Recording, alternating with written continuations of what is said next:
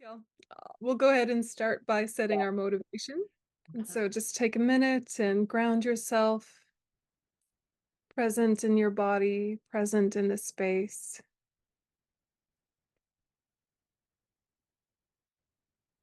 and think, may all sentient beings have happiness and the causes of happiness. May all sentient beings be free from suffering and the causes of suffering.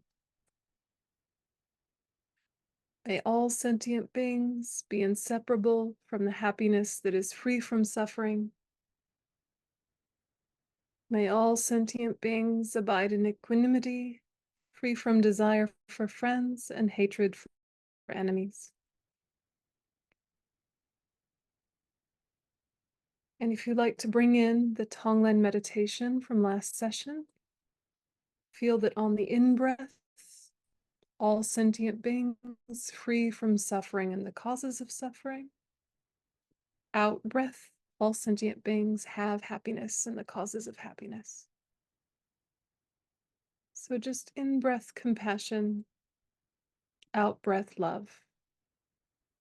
Just marry those two ideas to your breath for a few breaths. In-breath compassion, out-breath love.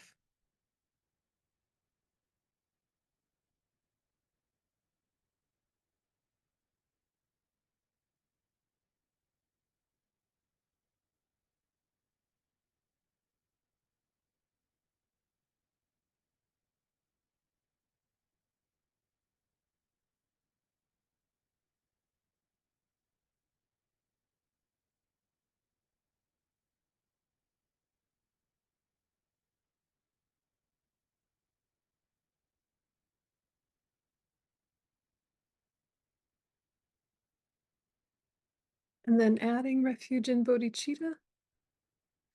Sangye chudon sogi chunamdar, janchu paru dani kapsuchi, dagi chunyangi pe sonamgi, drola penchia sangye drupasho sangye, chudon sogi chunamdar, janchu paru dani kapsuchi, Dagi chunyangi pe sonamgi, drola penchia sange drupasho.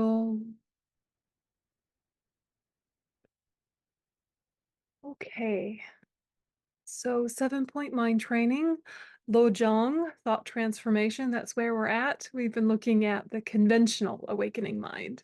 So we've been looking at bodhicitta from the perspective of an ordinary person who has not yet realized reality directly. And so I guess what's important to remember is that all of the good work that we do, all of the kind attitudes we develop, all of the motivations that we have in this life have a little bit of a veil. Yeah, we don't totally see the way people, ourselves, situations, and objects exist. And so we're really making a stab in the dark. We're really making an educated guess about what is actually helpful. And yet, wanting to be helpful is huge positive karma, which helps create that mental momentum to be able to pierce through the veil, to be able to eventually realize reality directly. So it's a catch-22, isn't it? Because you want to do the right thing, but who knows what the right thing is in any context? Who knows what's going to be useful to someone? You know, if giving food to the hungry is a good idea, it seems like a good idea. It seems so simple. But is giving food to the hungry something that will empower them? Is it something that will enable some sort of dependency? Is it something that they'll have an allergic reaction? Is it something that will make them feel looked down on? Or is it just a nice thing to do because someone's hungry, give them food?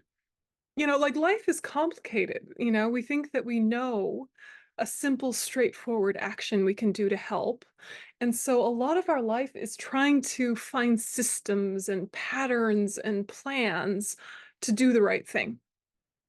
And I think whenever we're doing Dharma practice, we have to remember that we're making an educated guess.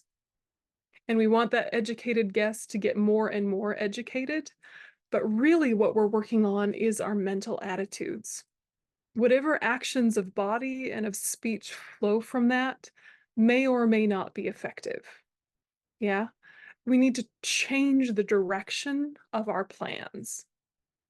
Our plans are usually, what do I do out there? And then, oh, how shall I be? And when really it should be, how shall I be? How shall I connect? How shall I motivate?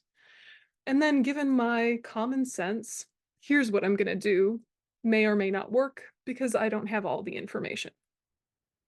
Do you understand? Right, with lojong, you're really trying to organize the way you think much more precisely, much more effectively, and you're likely to be more useful in the world. You're likely to be of more benefit to others. But there's no guarantee because you really don't know all the information. And this can make us feel a little bit crazy or a little bit paralyzed, like, how can I act? How can I do anything if I don't know all the pieces? But if you can sit with that feeling of ambiguity, that feeling of restlessness, groundlessness, and say, what I can control a little is my own mind. Let me train my own mind. Let me train my heart. They are the same word in Tibetan, heart mind.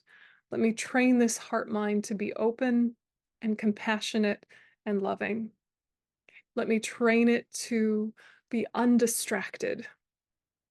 And if I can do that, I'm likely to really be of benefit in this world and create that kind of ripple effect for the people that are receptive to it. So I guess this is just to launch us by saying training the mind means training the mind. It doesn't mean success in the outside world, though it may lead to that. It doesn't mean that suddenly you'll be able to fix all your relationships, though it probably will help. It means that immediately you have access to more peace of mind.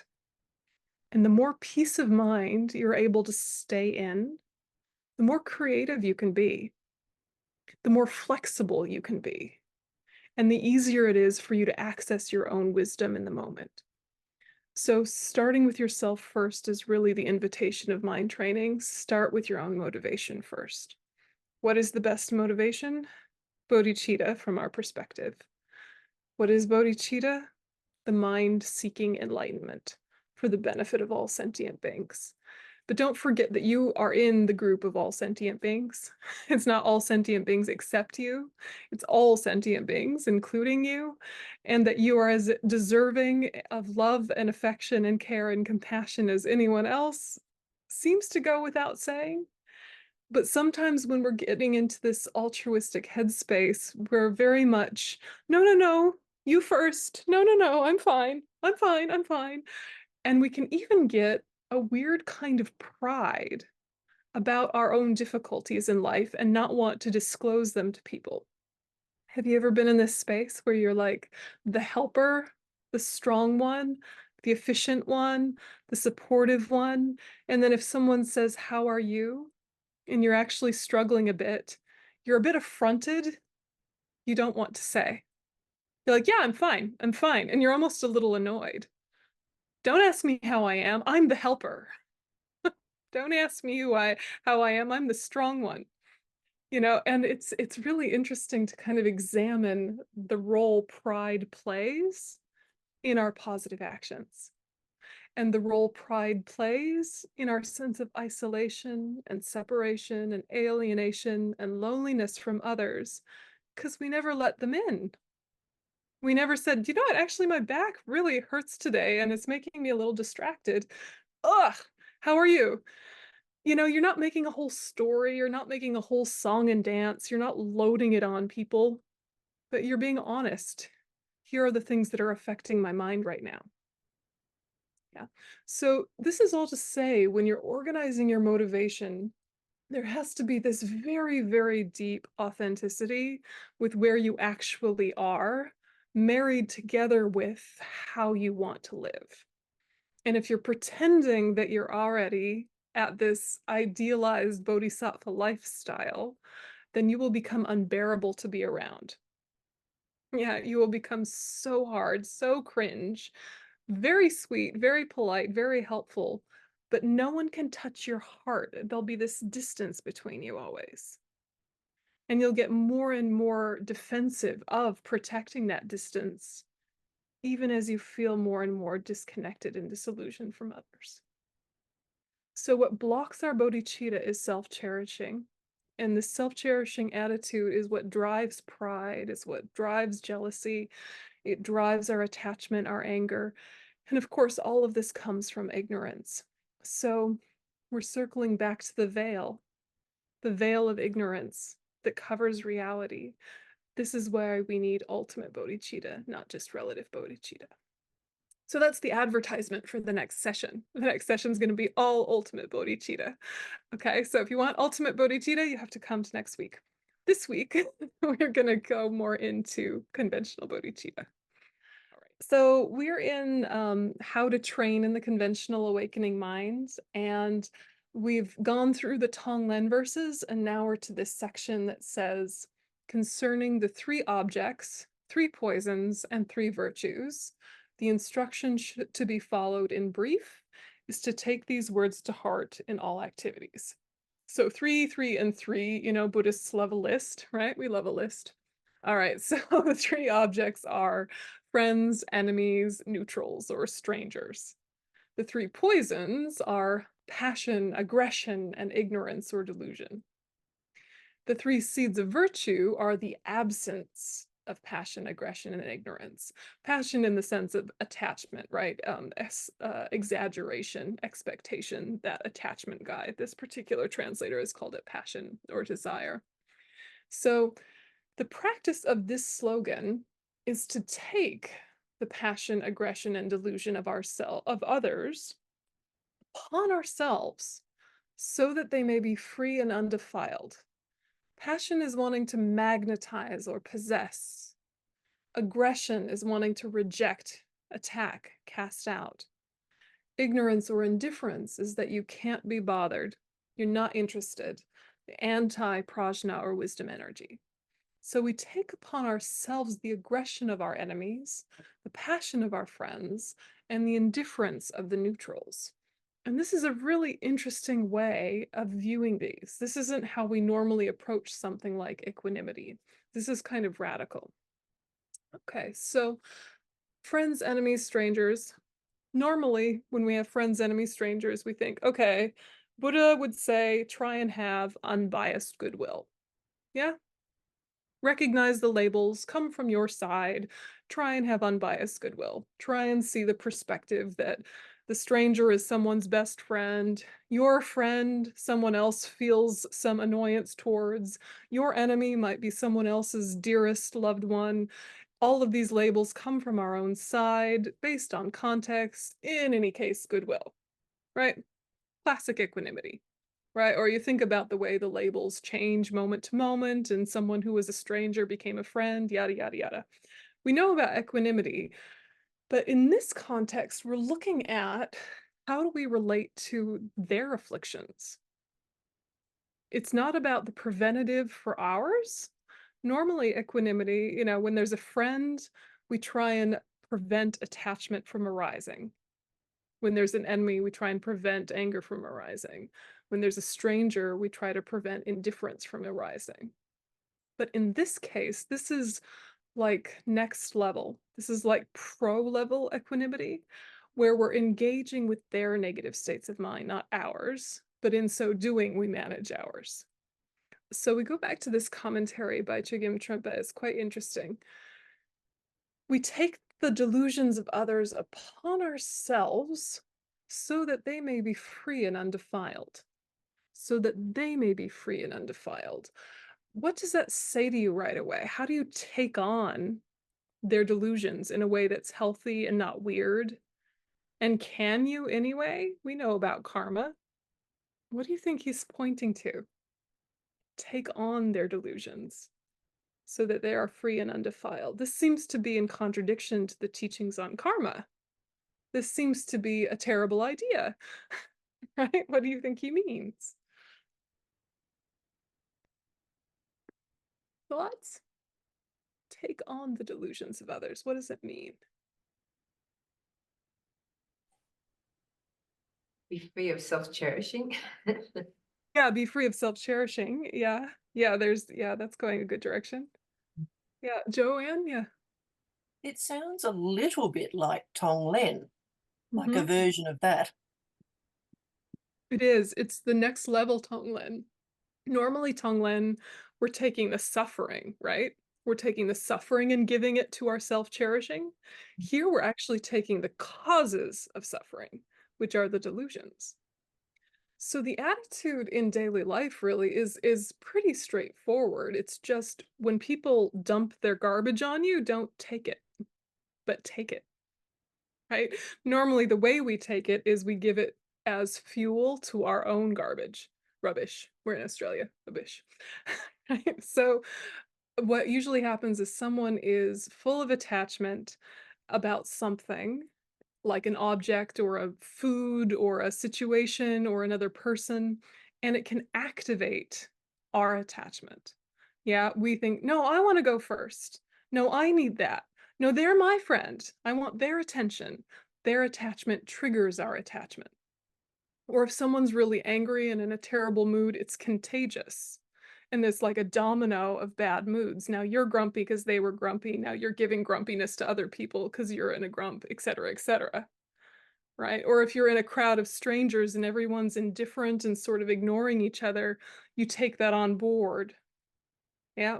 As if it's inevitable, as if you had no choice in the matter, forgetting that there are times when you've been in crowds of strangers where everyone was in a good mood and you all were relating to each other as friends who hadn't met yet. Or times when you saw someone who was very angry, but you knew why, so you went in with patience. Or those times you were with someone who is very attached to something, say it was a small child, and you just held the space for them while they calmed down. So the first thing is to acknowledge that we feel like our responses are inevitable. We feel like our reactions are natural and necessary, when all they are is habitual. They're just habits, right? They're just habits, and a lot of them are habits that have not served us well. So, what this verse is telling us is what you could do is take on their negative states of mind in the sense of non reactivity. Yeah, not let their garbage fuel your garbage or their rubbish fuel your rubbish, right? You take it on and say, actually, I can be big enough to hold what just happened and not react with a delusion, which doesn't mean like getting energetically spongy. It's not that. You know, when you're with someone with a big emotion, say it's grief, and you haven't gone in grounded, you can be really tired being with someone in their grief. Yeah, and you can kind of feel like it's depleting your life force, or you can start to feel kind of sucked dry. Yeah, if you didn't go into the situation grounded, it has that effect. We're not inviting that. We're not saying take on the delusion and let it suck you dry. Not that.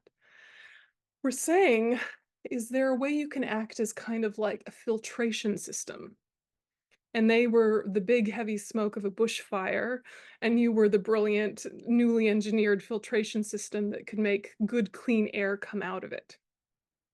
Yeah, or maybe even if you've ever been to Chandrakirti Center in New Zealand on the South Island, they have the most beautiful compost toilets you have ever seen. They have stained glass, they smell of cedar. It's amazing. I don't know how they engineered them, but it's like you're taking their crap and making it into beautiful compost.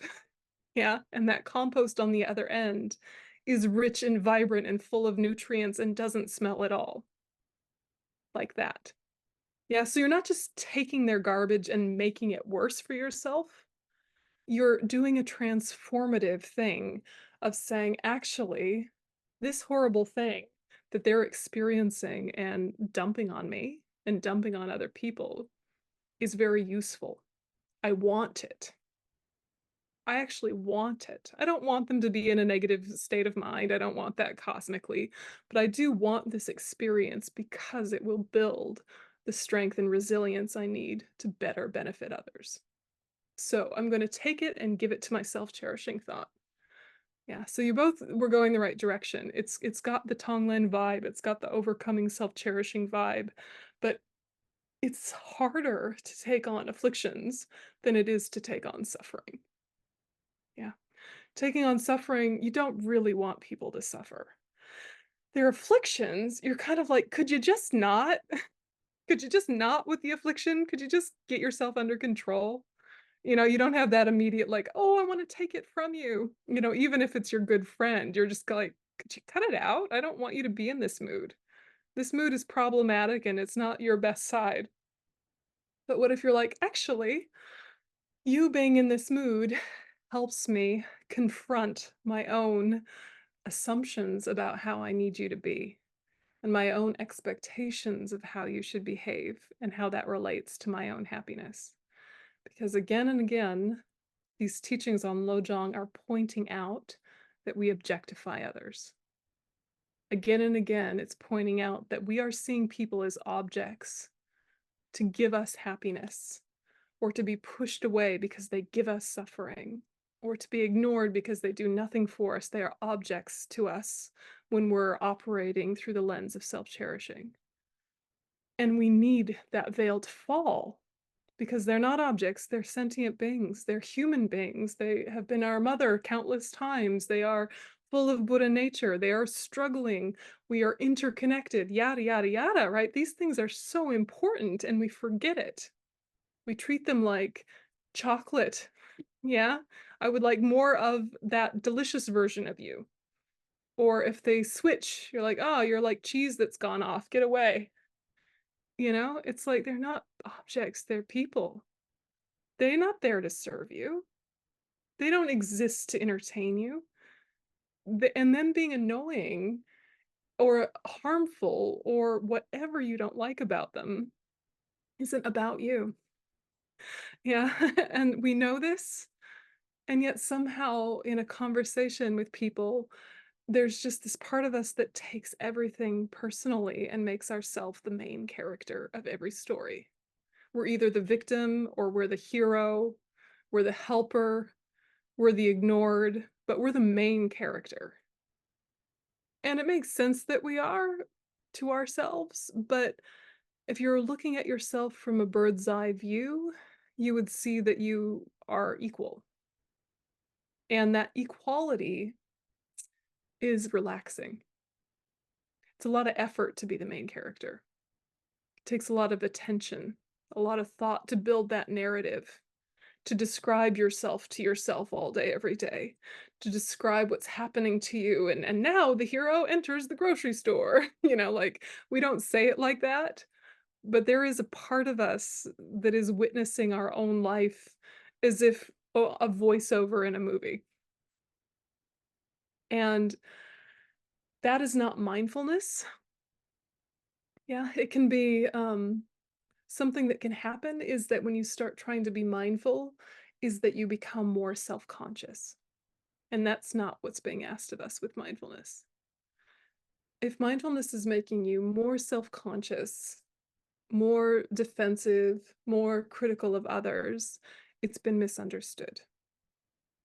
Or if it's completely passive and just like, I am sitting, I am sitting, I am drinking tea, I am drinking tea, that also is not useful.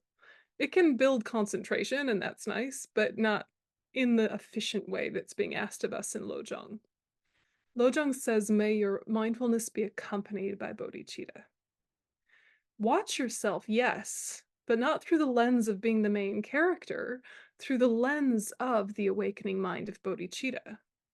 Then you're like, okay, this sentient being, who happens to be you, is now working in this way or thinking in this way, even more importantly. How am I thinking? And is my thinking of benefit to others? Is my thinking in alignment with my spiritual path?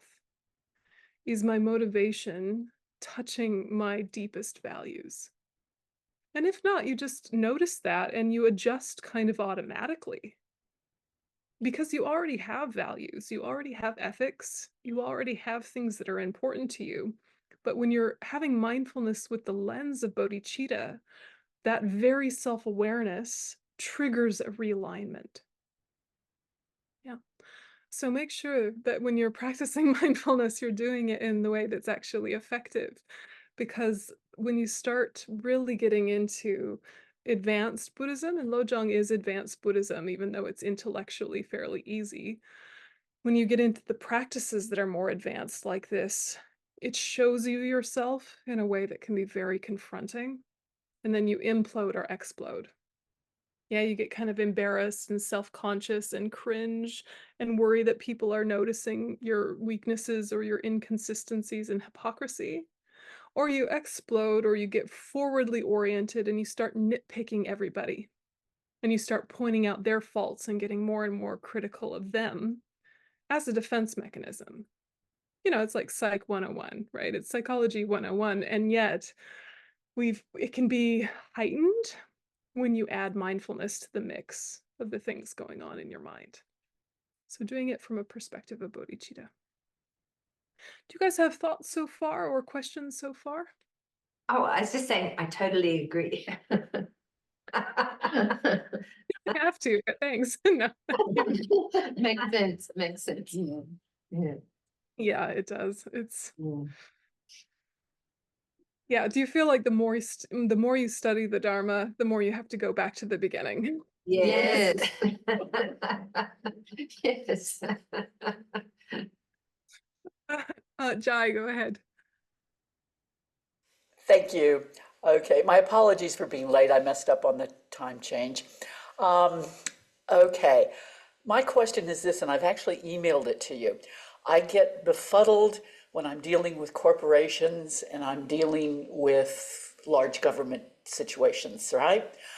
It's like if I was to be upset with an individual, I have ways that I can pull on. It's this amorphous conglomerate that I find I've got no techniques to sort of channel bodhicitta toward them. So, and I know, like I've been listening to a lot of different talks about on the topic. It's obviously was nothing that was really addressed very heavily a couple thousand years ago. So just wondering where we're up to now in the 21st century. Is anything you can offer on that? Thank you. On dealing with big groups of people Yes, in because you don't have individuals to focus on.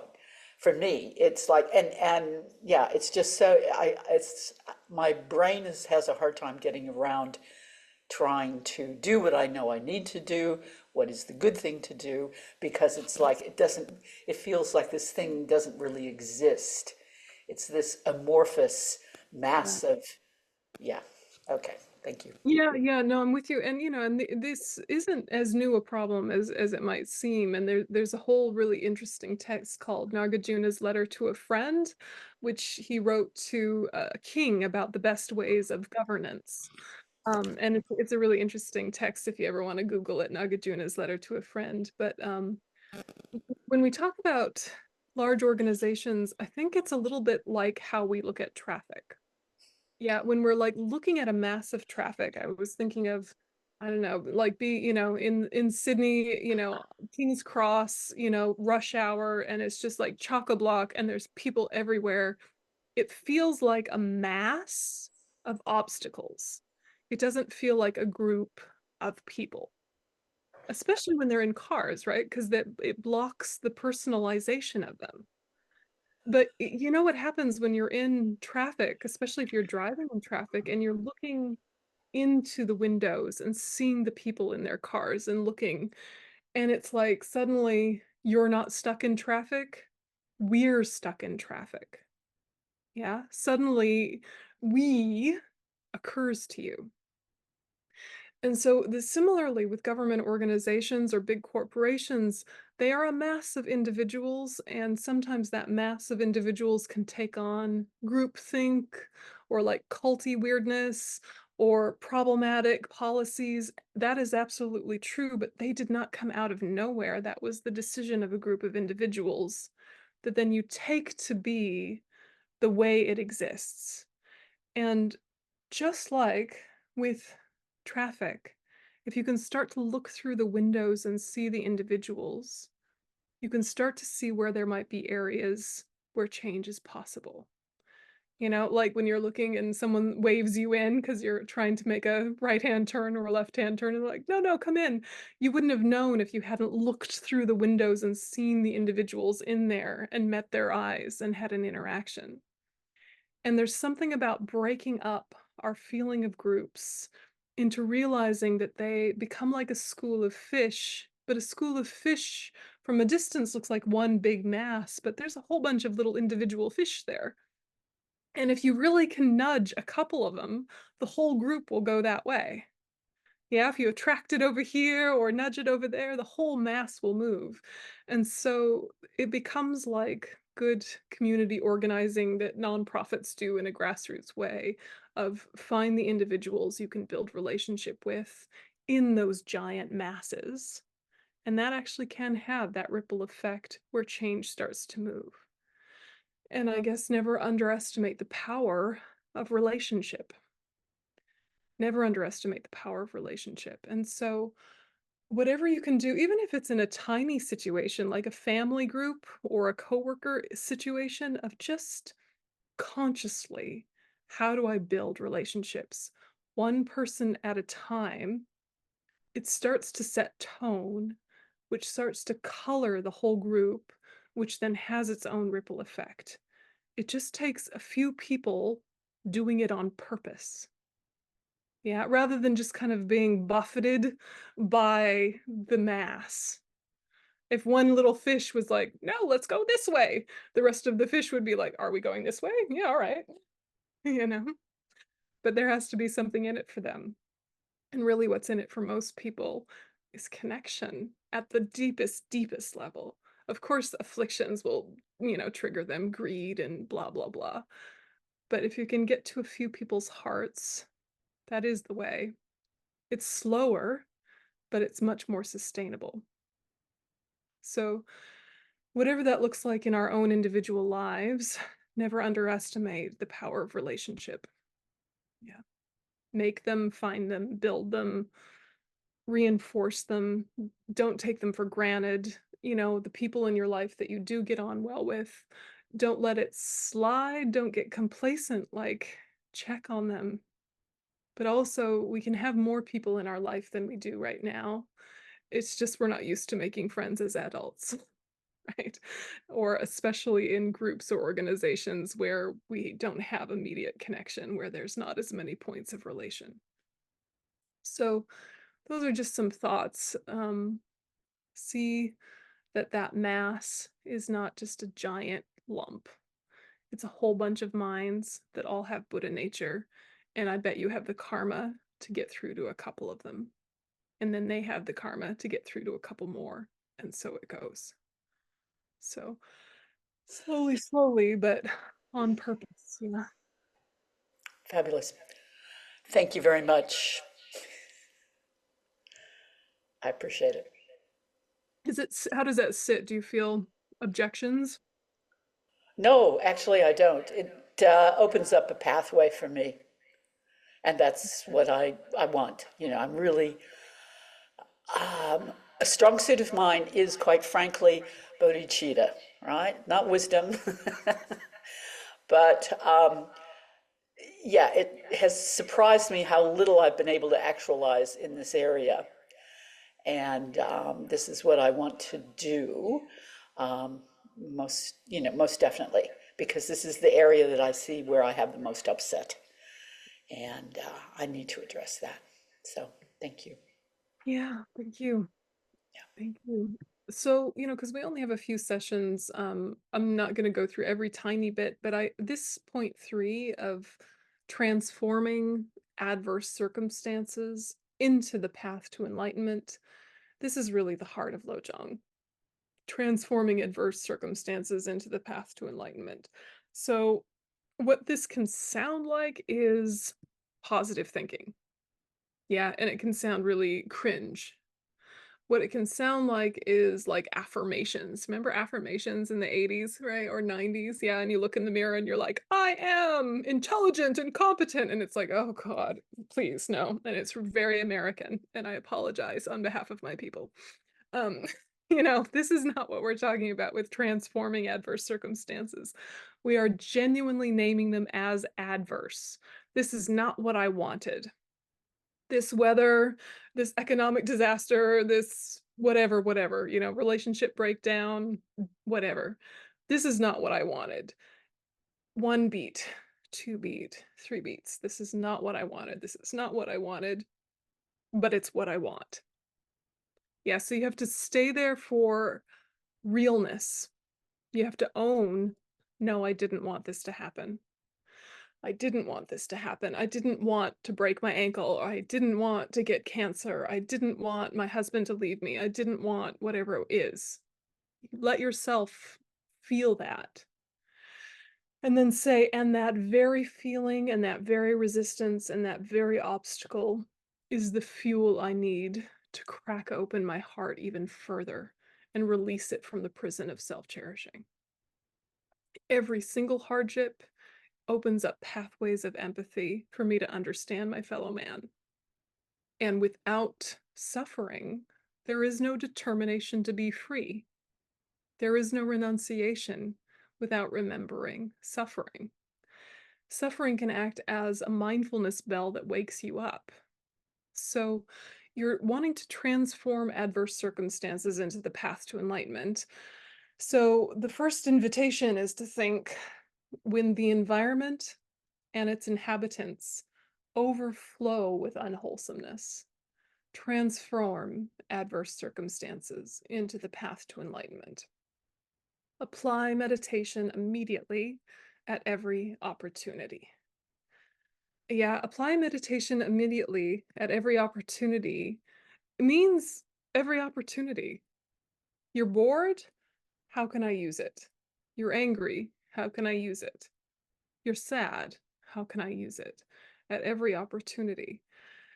And it becomes a really interesting exercise to immediately plug in your daily life into the big picture of the path to enlightenment, because then you're not just struggling getting through the day.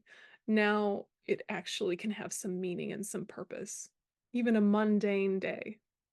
Yeah, with nothing in particular happening. How can I open my heart to others through the knowledge of what's happening to me? So the Supreme Method is accompanied by the 4 practices. So this group is connected with the paramita, or perfection of patience. So the definition of patience is forbearance, or forbearance with suffering. So whatever happens, you don't react to it. Doesn't mean you can't respond, right? But don't react. The obstacle to patience is aggression or anger. Patience does not mean biding your time and trying to slow down in and of itself, right? Impatience arises when you become too sensitive and you don't have any way to deal with your environment, your atmosphere. You feel very touchy, very sensitive. So the paramita of patience is often described as a suit of armor.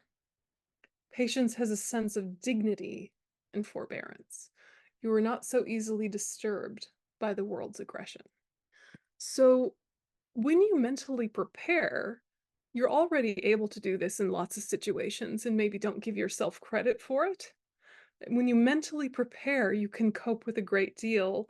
When you're ungrounded and not present, you get kind of thrown.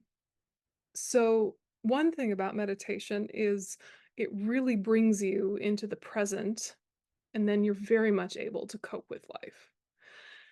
And so if you can think of some situation that is chaos, that you cope with just fine. Yeah, it could be a big gaggle of grandchildren. Yeah, bouncing off the walls, like it's raining outside, all the children are inside, they're going stir crazy, they're bored, they're restless, but you kind of knew it going in. You have a different type of patience than if that wasn't what you had mentally prepared for. Yeah, can you imagine it? Like your nieces and nephews or your children's children or whatever it is, a whole bunch of kids in your house, rainy day, they're stuck inside, grumpy, they wanted to play outside. But you knew it was going to rain that day. And so you thought, all right, I'm going to have some board games. I'm going to have some craft. I'm going to have some games. I might resort to a movie, but I've got thoughts. Yeah. And sometimes they work and sometimes they don't. Sometimes the kids will settle, sometimes they won't. But you'd mentally prepared for chaos. And so you had the bandwidth to cope. Yeah. Do you know a situation like this, right? Or, if you know you're going into rush hour, as opposed to when traffic suddenly spikes, but you weren't ready for it. It's the same amount of traffic, but because you were mentally prepared, it felt different. For years and years, I was living at Chenrezig Institute in Queensland, and then I was living in New Zealand, and the traffic was no big deal. And then I moved to Israel, and I had to drive into Tel Aviv at rush hour, and I had to switch back to driving on the right side of the road. And Israeli drivers are similar to Israeli people, to make a coarse stereotype. So it's a lot. And I love them very much, but it was a lot. And the first few times, I was really anxious and I was really ungrounded, and I would get to work and I would have such a tension headache and I'd need like 20 minutes to calm down. Now, it's like, whatever. Ah, yeah, because now I'm mentally prepared. The traffic has not gotten better. And this is what we have to keep remembering. The situation does not have to get better for you to feel better. In fact, that was never the point. And actually, that hardship has given you something that you treasure. I treasure that I can drive in crazy traffic. That is a skill set I'm really happy I have. But it's not like I magically had it, I had to develop it. Yeah, you're not just magically good with your grandkids or magically good in this situation or that situation. It's a skill you developed. And that growth mindset is what we need to have well-being, is to have this idea of if something is hard, it's new. It's not hard because I'm weak. It's not hard because I'm bad. It's not hard because I'm stupid. It's hard because it's new. And actually, I can build my strength to deal with anything. I just have to practice on purpose. And the first step is viewing it as something you practice on purpose, not viewing it as I can't. Yeah. Therefore, I'm going to dodge and weave and escape and whatever. Yeah. So it's interesting to really think in those terms, to really think in terms of everything can be fuel for practice if I decide to make it fuel for practice. Anything can also be a hassle if I decide to make it a hassle.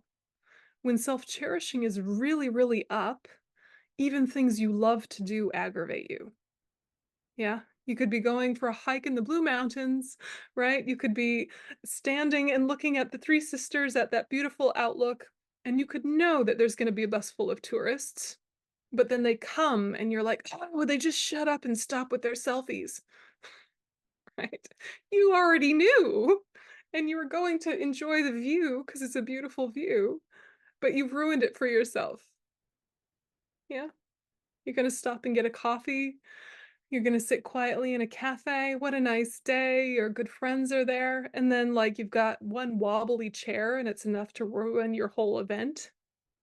Yeah, your chair is wobbly. Well, stick a napkin under it, like, sort it out, let it go. But when you're in that kind of mood, anything can aggravate you. Yeah. Whereas when you've set your motivation correctly, very little will get to you. You might not even notice the wobbly chair if you're in a good enough mood. And if you're in a bad enough mood, just the tag on your collar is enough to ruin your day. Yeah, do you know what I mean? So gently, gently, but like sort of like taking the reins of your own experience without talking over the top of the suffering that does arise. And that delicate dance is what we're talking about here in lojong. Because you can be like, oh, the tag is itching me. Flip it down, moving on, right? You're not pretending that it's not there.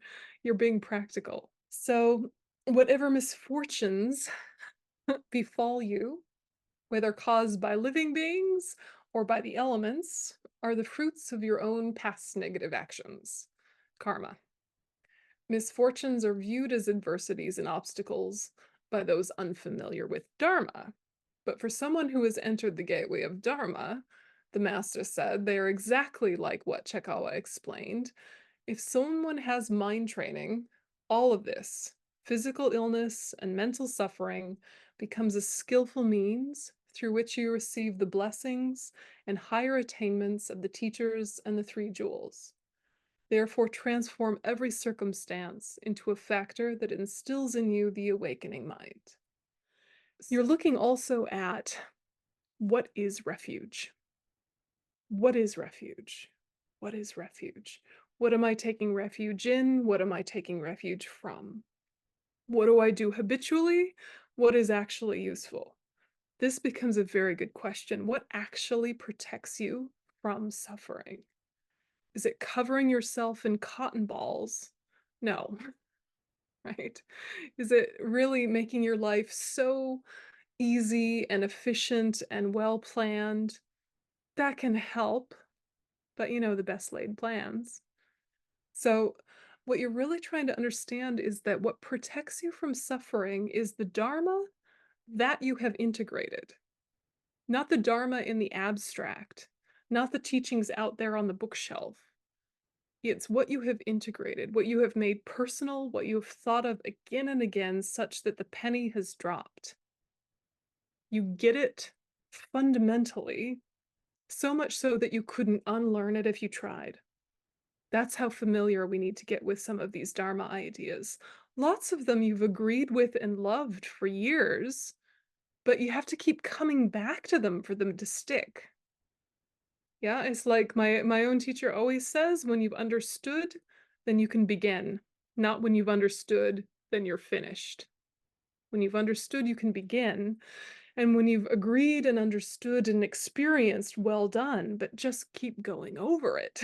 You're walking the dog, remind yourself. You're washing the dishes, remind yourself. Don't lose the lessons of your life. You want them to stick. So repeat, repeat, repeat. The repeating isn't because you don't already know. You do already know. That's good, but that's the beginning, not the end. Any questions so far about this approach? Or things to add? I'm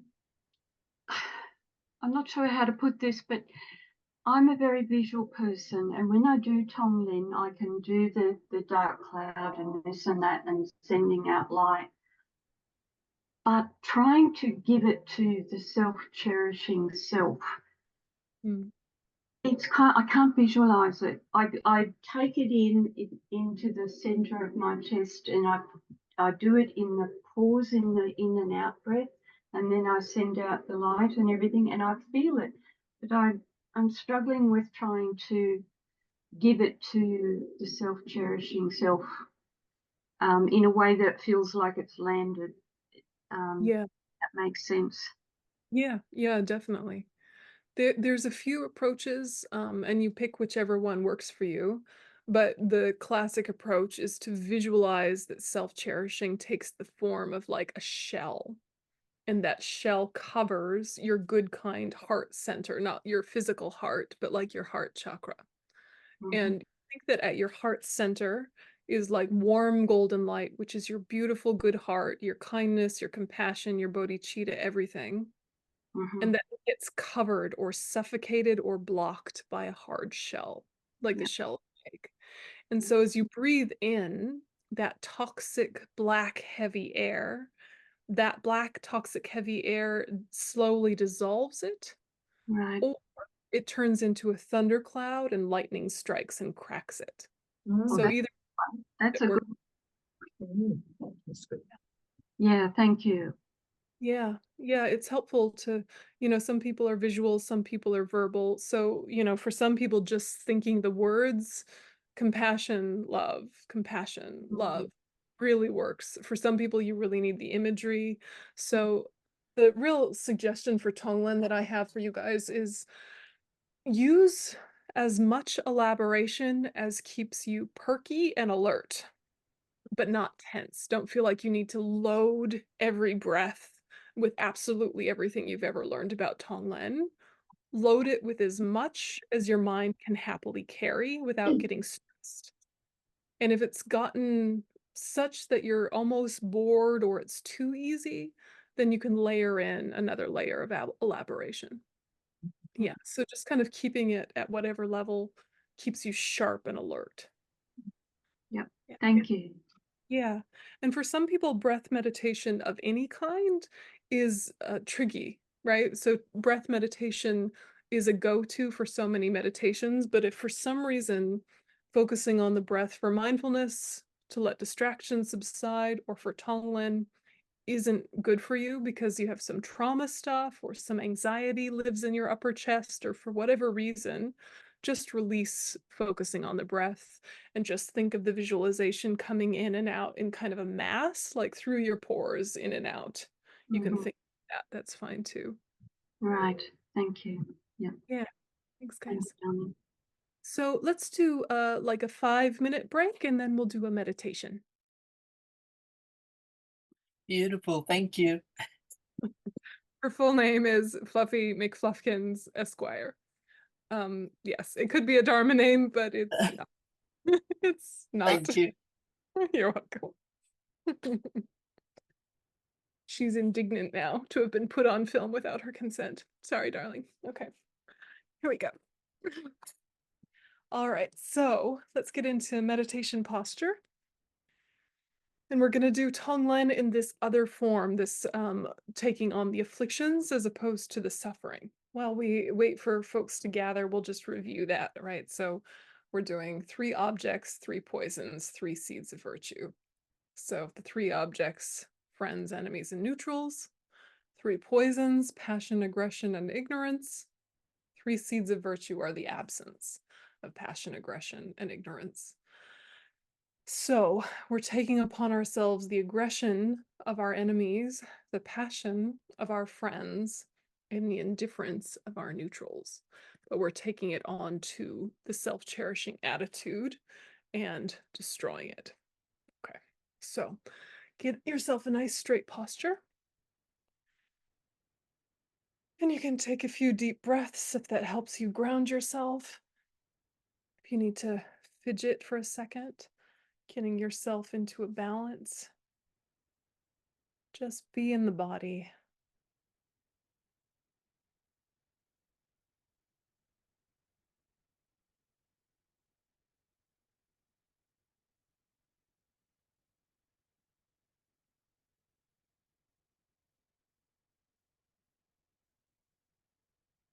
And as you're present with your body, see if you can release any tension that you might be carrying physically. Just through the power of your mind, bringing compassion to your own physicality.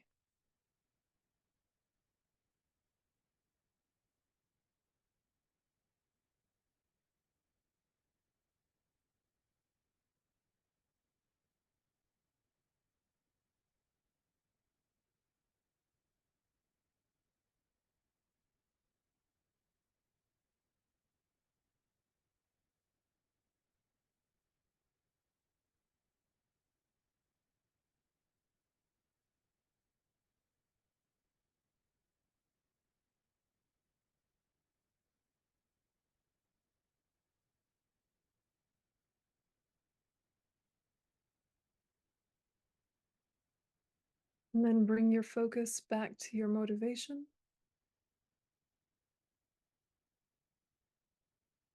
Refuge, bodhicitta, revive them to yourself.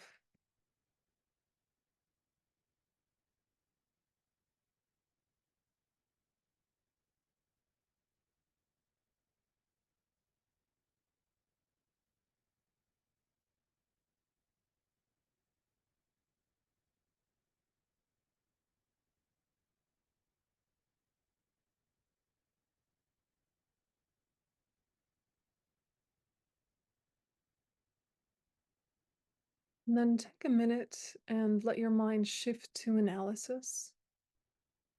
And think of a good friend, one that pops into mind easily. Just picture them. Maybe your best friend or your spouse.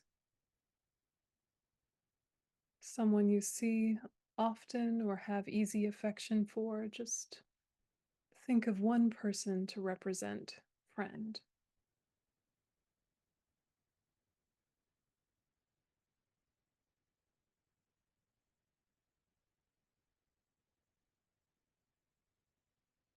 And as you think of this person, this close one, think of some of their attachment. Maybe neediness, maybe cravings. Just think about how they are when attachment has arisen, whether to an object, a person, or a situation.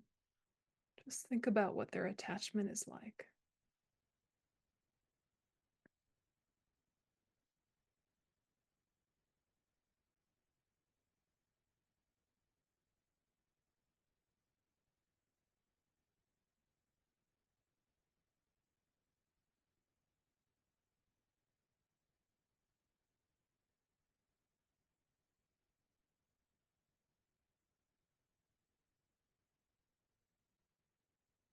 And as you think of their attachment, allow yourself to not like it. Allow yourself to know that it's not the most pleasant thing to be around.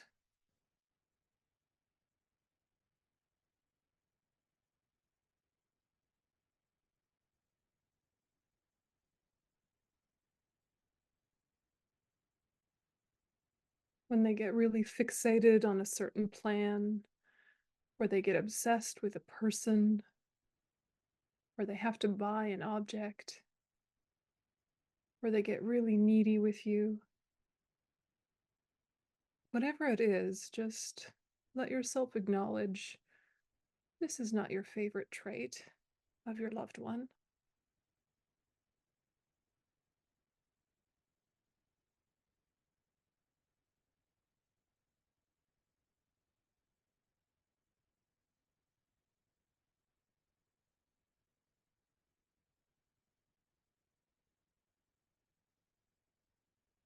Just describe that to yourself.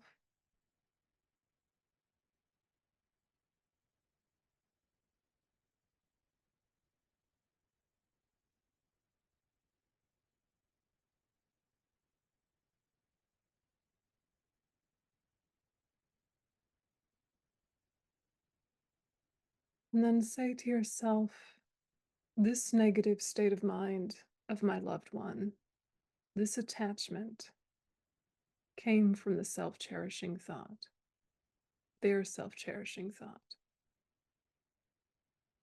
My negative reaction to it is coming from my self-cherishing thought. I could make a bad situation worse, or I could avoid, or I could do something different this time. What if I decided this negative state of mind, their attachment, their passions, their obsessions, their neediness, all the things of that category are actually very useful to me.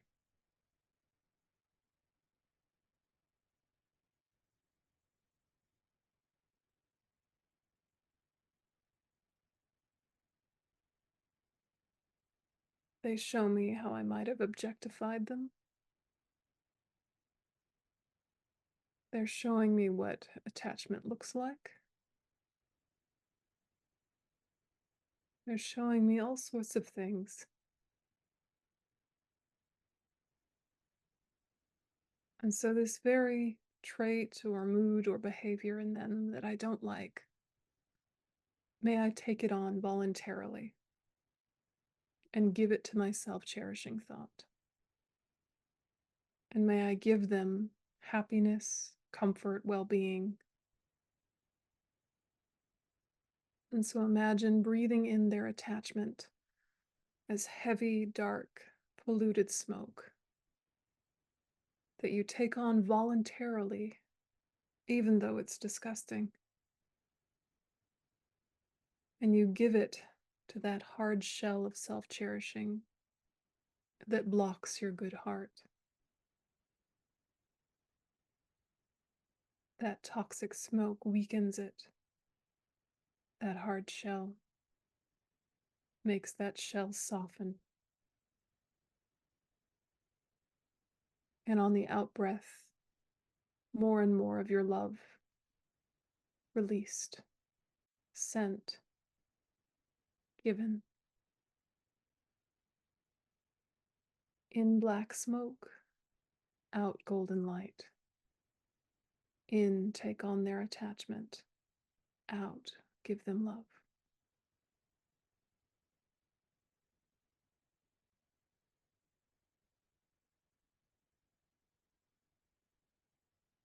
Again and again.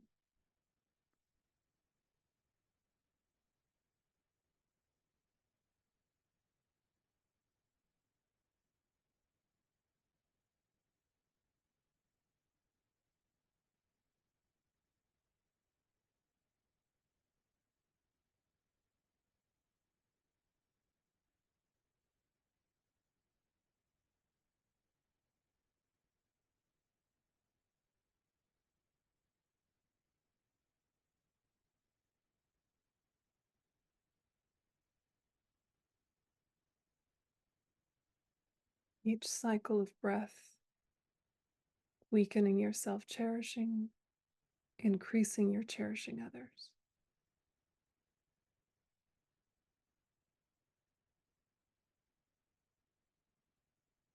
Take on their attachment, their passions, their neediness, their obsessions and cravings.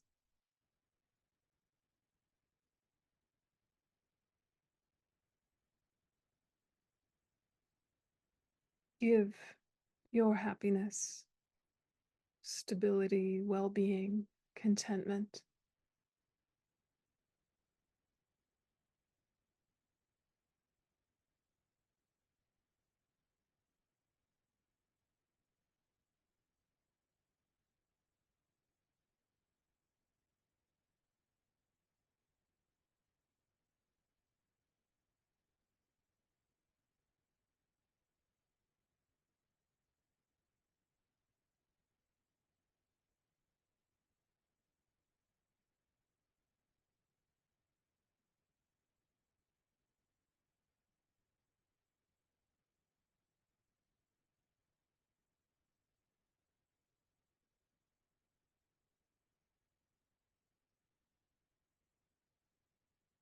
And now shift and think of an enemy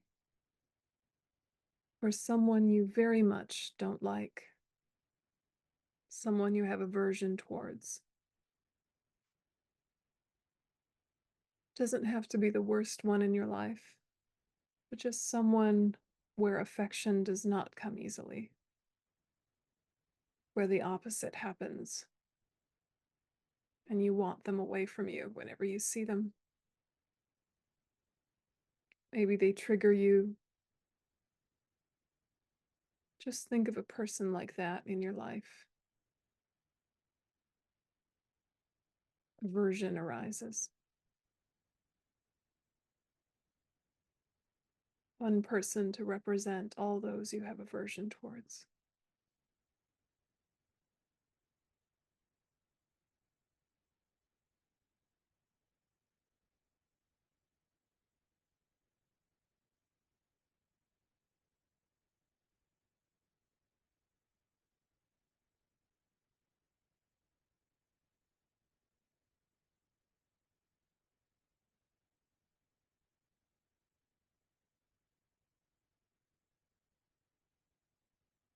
And without falling into the story, let yourself acknowledge that you don't particularly like them.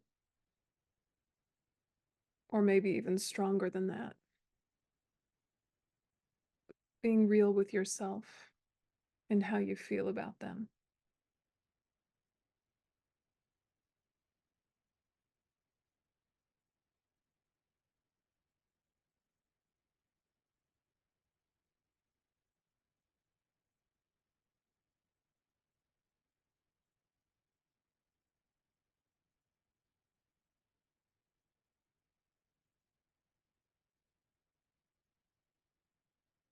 And as you think of them, particularly think of their anger. They may have any number of afflictions that arise and annoy you or harm you.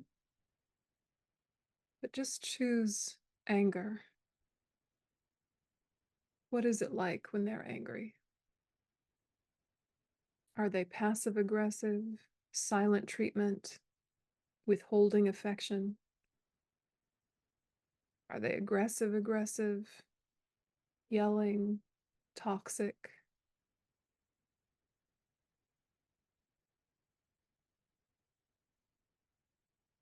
What is their anger like?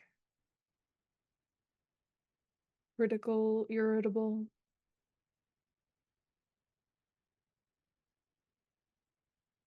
Divisive? Whatever it's like, just describe it to yourself. What is the anger of your enemy like?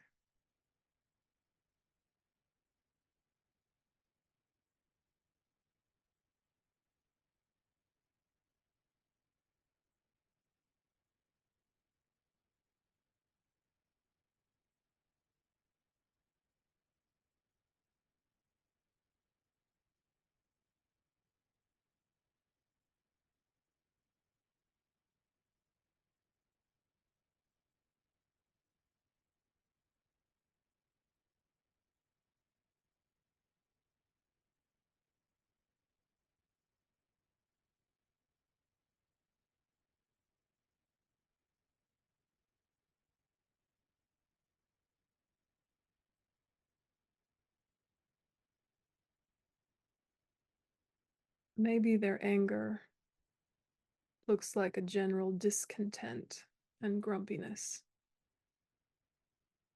Maybe it's violent.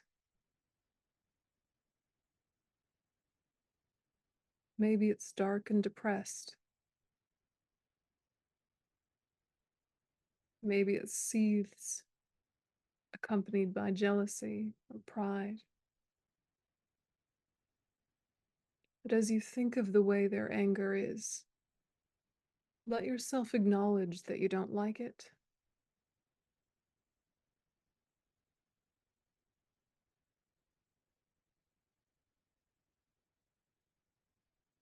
That whatever this anger looks like in your enemy is not particularly what you want to happen or to be in your life. Let yourself recognize that without falling into the story. Just know the impact they have.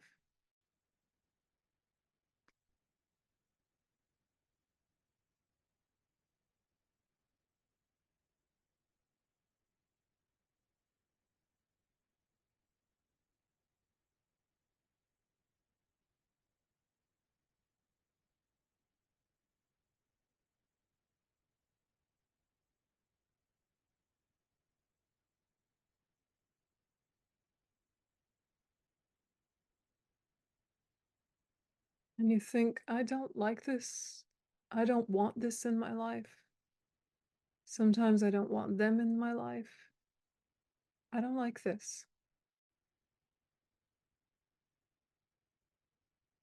And think, this behavior, this attitude, this affliction came from the self-cherishing thought, their self-cherishing thought, driven by ignorance, self-grasping. My reaction and reactivity and aversion came from my self-cherishing thought and my ignorance, self-grasping. My feeling about them is not inevitable. And just because it arises naturally doesn't mean it's necessary.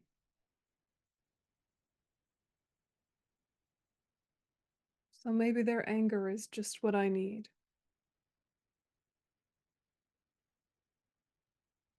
Maybe the toxic stew that they emit is the most useful thing.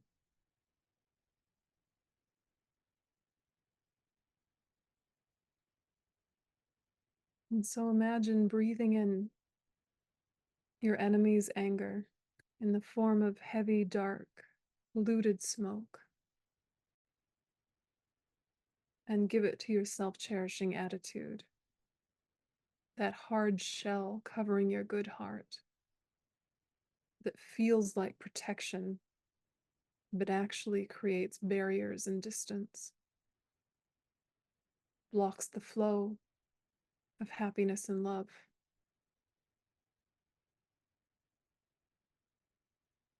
You might even thank them for their anger.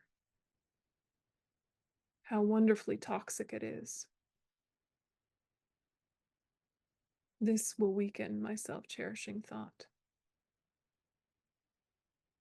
Thank you.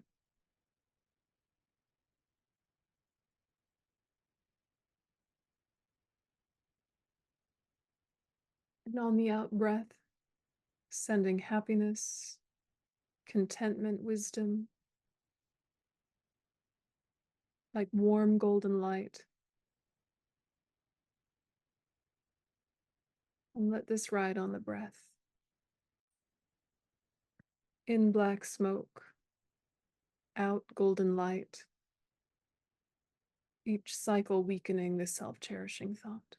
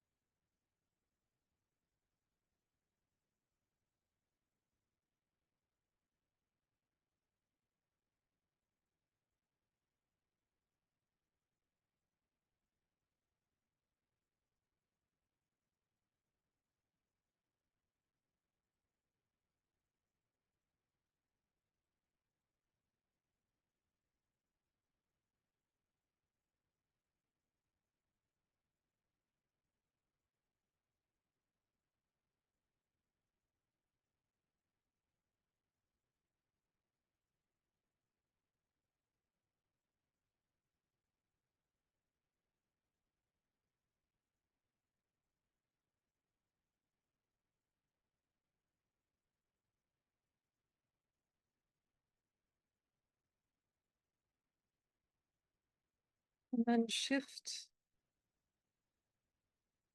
and think of a stranger or a group of strangers, some impression you have of people you don't know, particularly when they're in an indifferent state. Maybe at Central Station, maybe in the grocery store. But just make an impression of one person in a crowd, one stranger there, who has that ignoring energy, that indifferent, who could not care less about the people around him if he doesn't know him. Think of a stranger, one with indifference.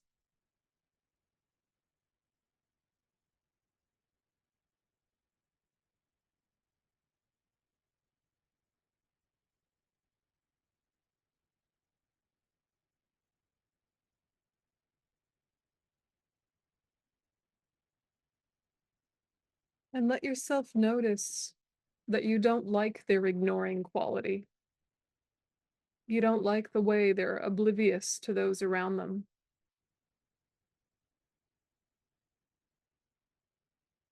Let yourself remember those times when the indifference of strangers has gotten to you.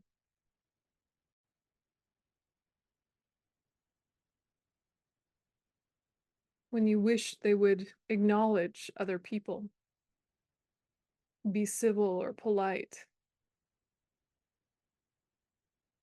but they're just careless, indifferent, in their own world.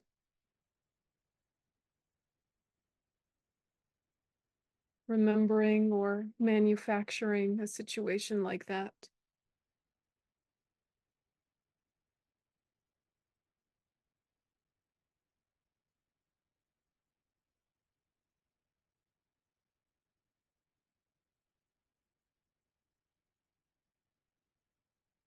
And think that indifference came from the self-cherishing thought. Their self-cherishing keeps them in that bubble, keeps them oblivious. And my reaction and suffering are also from self-cherishing. Mine.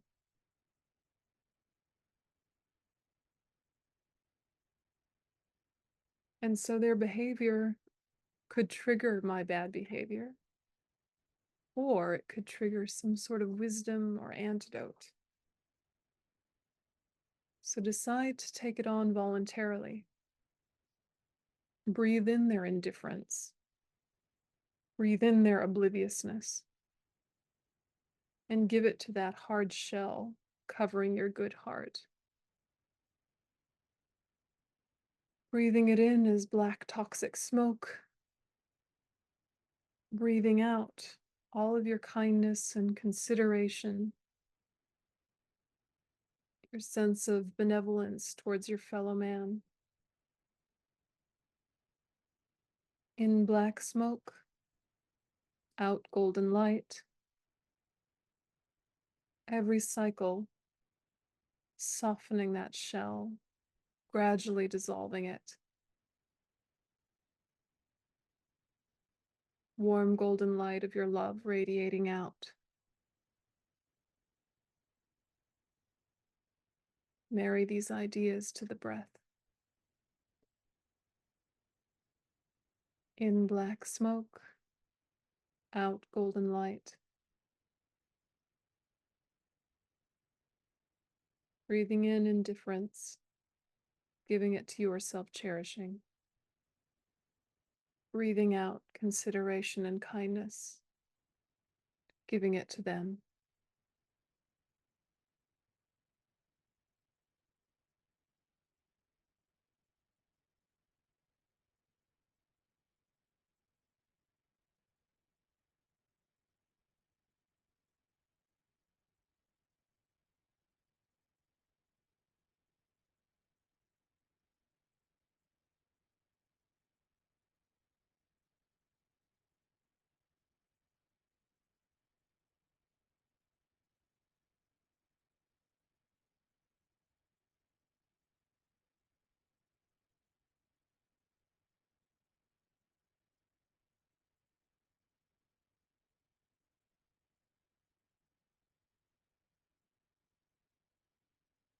And think that these three people represent all sentient beings who you categorize in this way,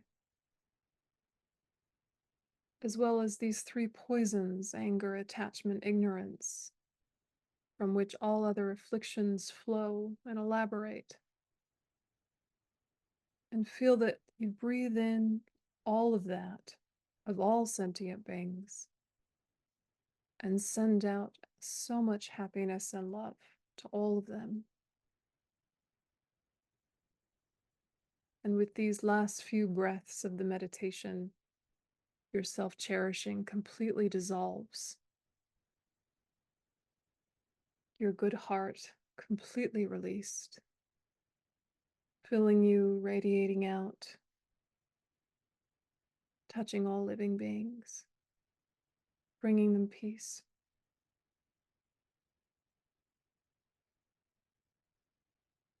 Breathing in all the afflictions of all sentient beings.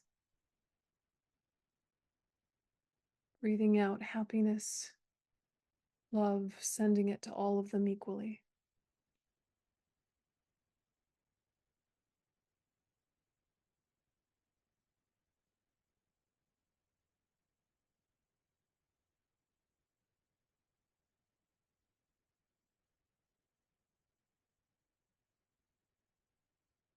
Feeling your self-cherishing dissolved, let go of the visualization and just simplify down into in-breath compassion, out-breath love. In-breath, may they be free of suffering. Out-breath, may they have happiness. Let these two linger on your breath. Simply and quietly, with your natural rhythm of breathing.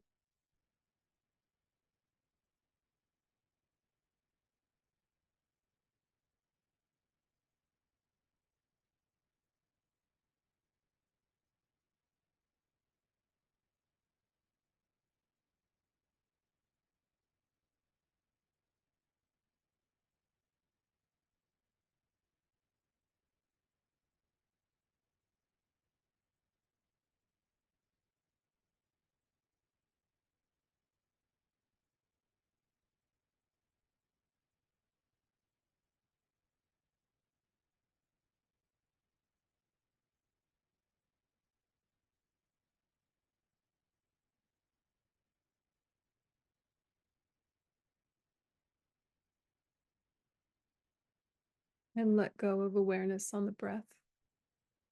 And anchor all of these thoughts with the thought, may all sentient beings have happiness and the causes of happiness. May all sentient beings be free of suffering and the causes of suffering.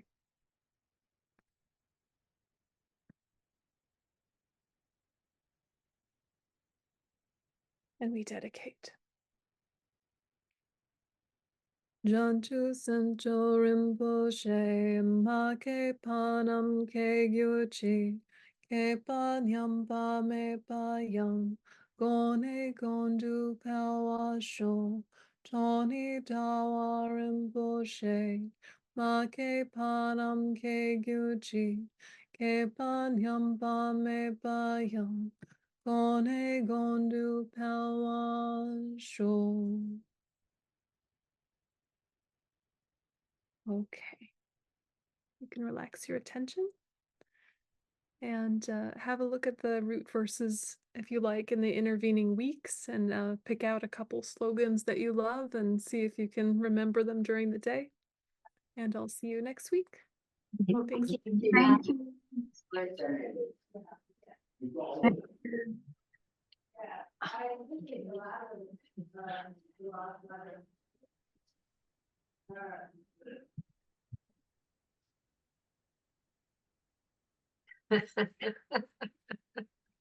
See you guys. Good night. Good night. Good day. Thank you. Thank you, everybody. Thank you. See you next week. Yeah, see you next. Bye. Now, I just want to show you how many cool resources there are for this text. So Start Where You Are by Venerable Pema Chodron is actually on this text, and it's really good for those of you that are not familiar with Buddhist terminology. Then the one by B. Alan Wallace is great for those who enjoy a technical presentation. And then Mind Training Like the Rays of the Sun is the one that I started with, and it has a nice Lamrim outline way of framing it together with the commentary by Num Capel. Now the two on the ends are newer. These are contemporary compilations of lots of lojong texts. So I really recommend those two if you're interested. But for just a classic Geshe style presentation, we have the one by Geshe Sonam Rinchen there in the middle. But wait, there's more. So the ones you guys have included in your course materials is The Kindness of Others by Geshe Jumpa Techok, and it's brilliant. It's really experiential as well as technical when it needs to be. And similar to that one are the ones by Gomo Tulku and Chogyam Trungpa.